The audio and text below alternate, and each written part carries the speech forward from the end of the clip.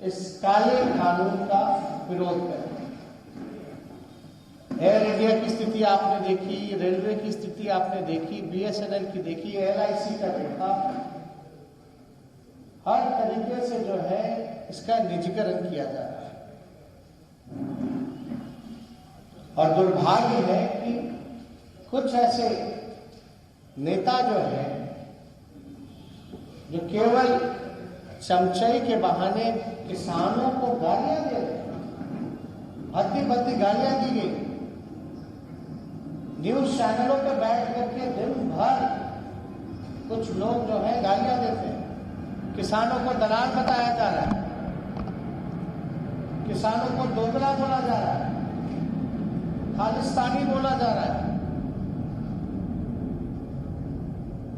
तो हम लोग सब लोग,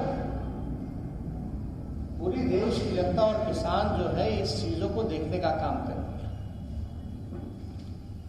अब बार बार हम लोग बात करते हैं बिहार की, तो बिहार में अगर हमारे पास जो डाटा है, अगर आप देखा जाए कि सरकार का जो टारगेट होता है, चाहे धान अधिप्राप्ति को लेकर के या आपका गेहूं की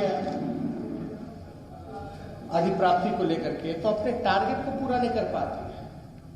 अगर 2018, 19, 20 देखा जाए तो 3 लाख मीट्रिक टन सरकार का टारगेट था कि हम धान की अधिप्राप्ति करेंगे।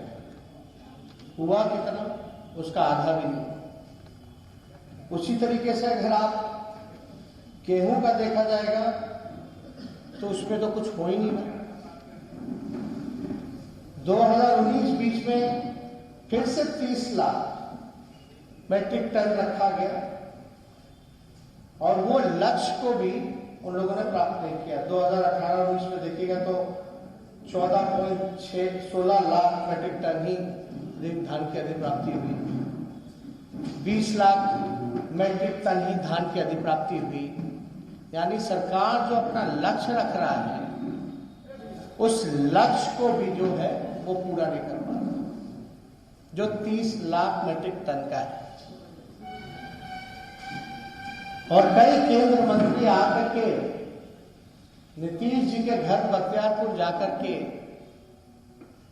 वो किसानों को सलाह देने का काम कर रहे हैं, नीतीश जी के घर जाकर के।